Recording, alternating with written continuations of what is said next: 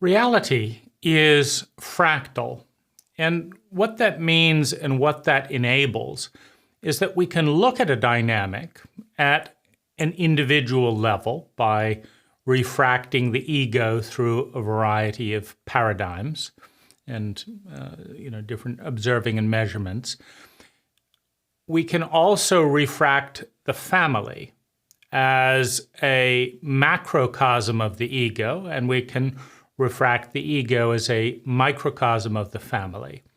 And the more complex the more people in the system, the more nuanced is the refraction.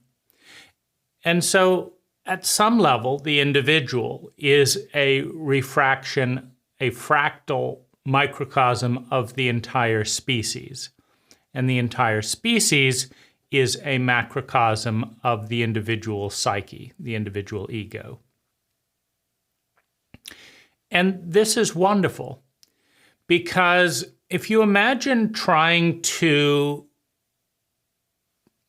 take apart and fix a watch, a Rolex with mechanical gadgets, etc., it's incredibly difficult to see what's going on if you don't have a blueprint, if you don't have a design. And unfortunately, emerging out of the chauvinism of the cult, we don't get lessons in the psyche.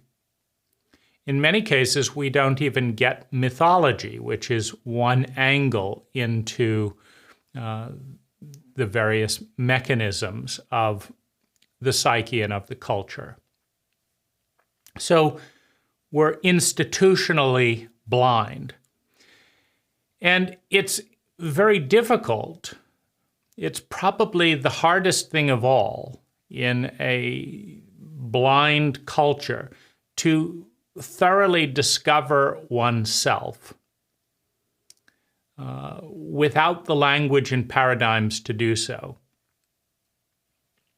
It's very hard to see all the various mechanisms that are going on inside a highly machined smart watch.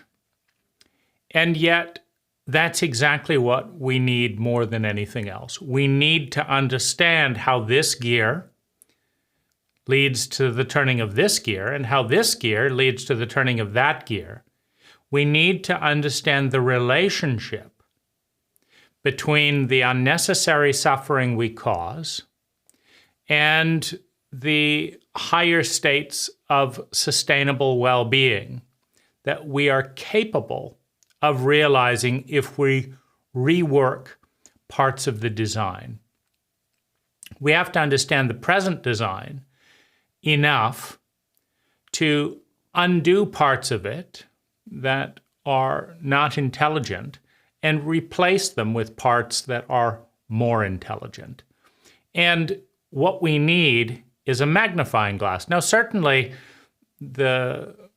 a watchmaker will use very fine instruments and a magnifying glass and often take, 10, 20 years of experience. And it's often an intergenerational,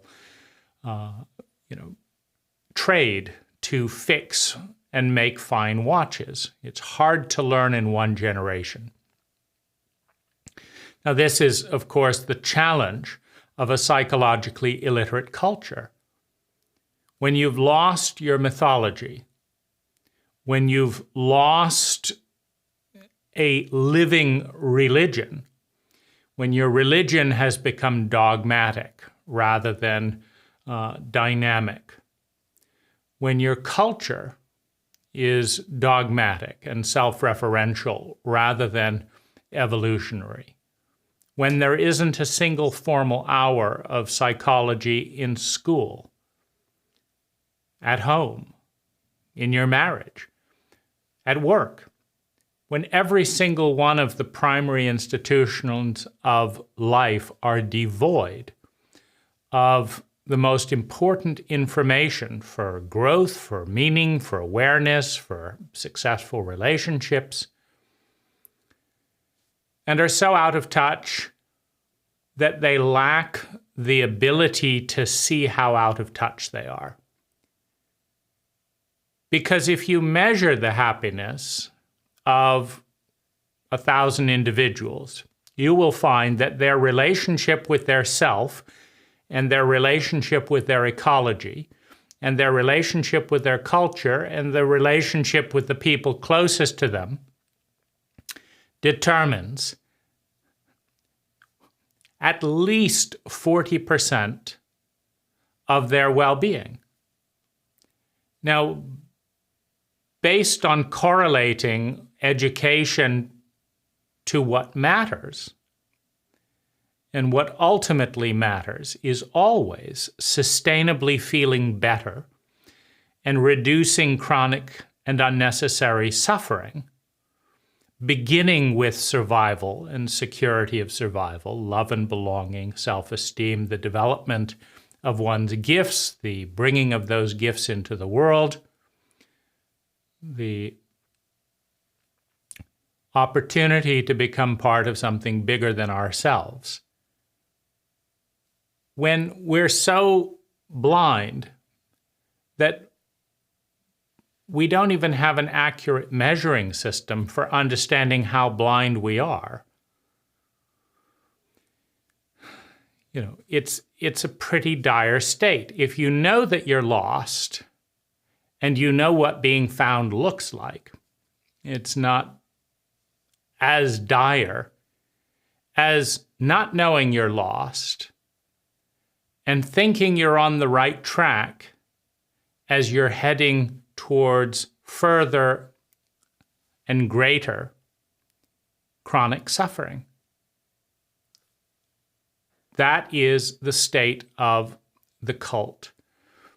And within that, it does not alarm 99% of our cult members that the generation in school today will learn nothing about shame, will learn nothing about trauma, will learn nothing about marital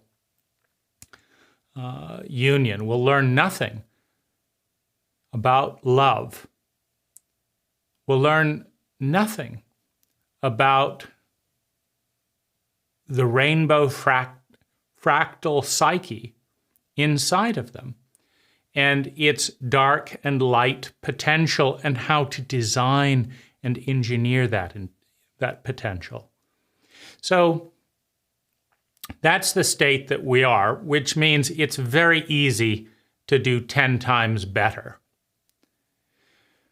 because we're actually starting with the right subject, which is switching from giving 0 time in the cult to the understanding of the human psyche to making it the highest priority. That in and of itself is the single most important pivot.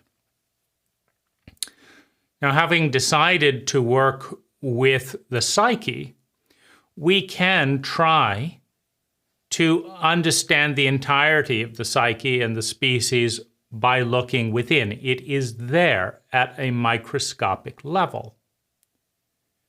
But the opportunity of community over time is that the community offers the possibility to see into the psyche, into the self, at 100 scale. If you have a 100-person community that has transparency and psychological literacy, you can explore the psyche 100 times bigger than looking within. Now, this is incredibly useful. If you're designing a watch, if you're designing a Tesla, if you're designing anything that requires precision, to be able to blow it up 100 times and work on the details.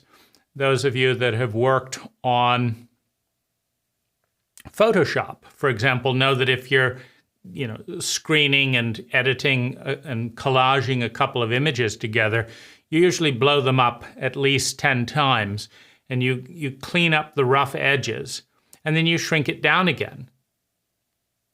And so it's tremendously useful to be able to zoom in to a close-up view of the cult, the psyche, the self, 100 times closer.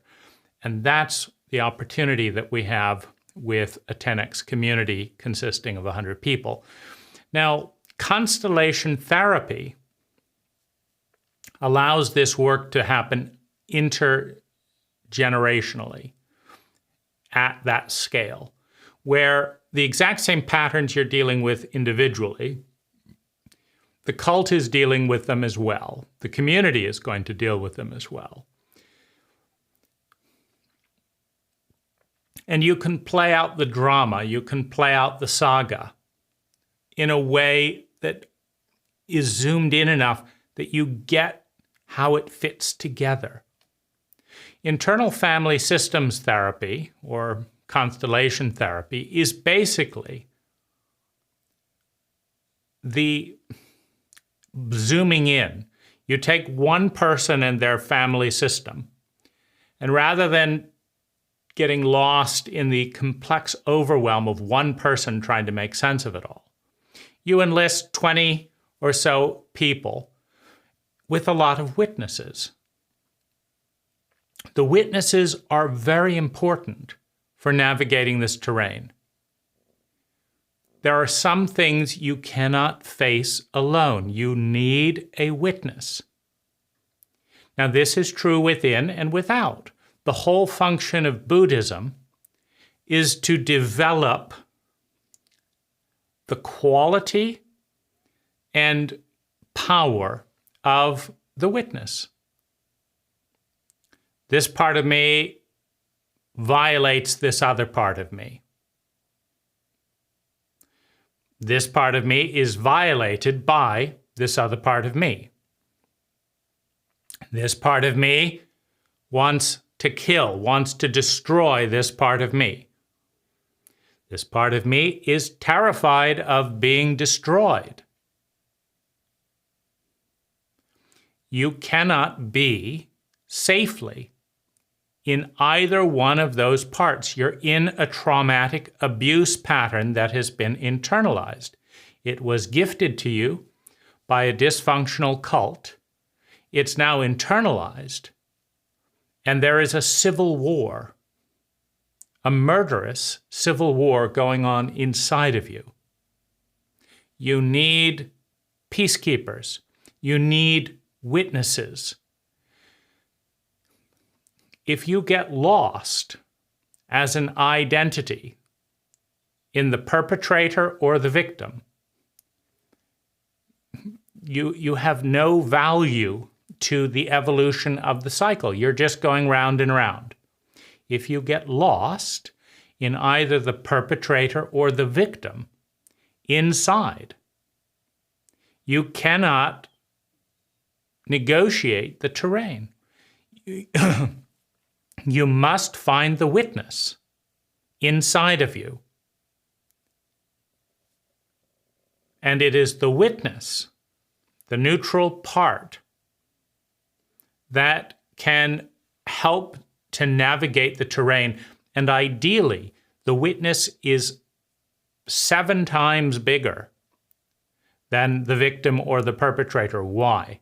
Because both the victim and the perpetrator feel safe when there is a loving, nurturing, strong, centered energy to rely on if they leave the cycle. One of the things that is going on in a victim-perpetrator dance is that the identity, the pattern of thinking, feeling, speaking, doing, and being outside of the trauma is weak, is undefined, is unknown, and in that sense frightening. But the traumatic reenactment is known, and in its knownness and in its intensity is solid. And so weak identities tend to fall into traumatic reenactment much more readily than strong and independent identities. Because the first need of an identity, the first need of an ego, is certainty, is existence. You've got to be able to cohere and hold a pattern. And what better and easier pattern to hold than your most intense pain, than your most intense wound, either giving it or receiving it? Two sides of one coin. So we need strong witnesses who are not pulled in to the traumatic loop, but who can pull the victim and the perpetrator out of their identification with victimizing, with being victimized, and with the witness. A strong witness that has an identity, a strong, loving witness, is powerful. And a community, of course, is composed of its individuals, but it offers an arena to practice this discipline, to practice this terrain by letting people come in and play other people's roles. Now, why is this so important? Because we all know that other people's problems are not real. We all know that they should be able to get over it, that it's not such a big deal that you're actually leading to this. We can all look at other people's problems and say, that's not real. You're creating that problem. You know, you forgot your wife's anniversary. You knew that would upset her. Then you said this thing about how fat she was. You knew that would upset her. Then you went and flirted with her best friend. You knew that would upset her. And now you're mystified why she's in a rage and threw a pot at you, right? You're mystified, right? You're so dumb, right? You just grow up, right? We all look at other people's problems, and we know they're not real. Because they're just a pattern. They're an identity. They're a pattern of thinking, feeling, speaking, doing, and being that fit together. They fit together. They're not real. But they have to be other people's problems for us to see that. Our problems, they're real. They really did ruin my life. How can I possibly succeed when no matter what I do, it's doomed to fail, right? We know that our problems are real. Now, if we know our problems are real and we have to deal with our problems, it's going to be very difficult. But if our community knows that our problems are a joke and they have to deal with the joke, it's going to be easy because they know it's not real. Now, it's highly unintelligent to take the chauvinism of the masculine, which is the focus on the individual and the ignorance and ignoring of the group dynamic, and say every individual is responsible for dealing with their problems. Because the individual is exactly who cannot do a good job of dealing with their problems. Because they all think, the individuals all think, we all think that our problems are real. And we all know that other people's problems are easy to solve, are no big deal, are in many cases non-existent paranoia. We all know that, which is exactly why we need technology to solve other people's problems, to let other people solve our problems, and for us to solve other people's problems. Now, when this is done intelligently, at 100-person level, you can see how much easier it is. Because first of all, you all know each other's problems. You've lived around each other, and it's like, Yeah, I know exactly what your problems are, and I know how you do it. I always feel like slapping you by the time I'm done talking with you. And I never feel that way around anyone else, just you. And it's like, I know exactly how you do it, right? You're masterful at getting everyone to be furious at you, and then you collapse into a shivering mess. Everyone's furious with me. What do I do? What do I do? And it's a joke. But it's a joke that the individual can't solve alone. So we have internal family systems theory, and we have 100-person scale. That's 100 Zoom, 100x, insight. And the nature of fractals is that the people drawn into that community are always a macrocosm of each individual in that community. So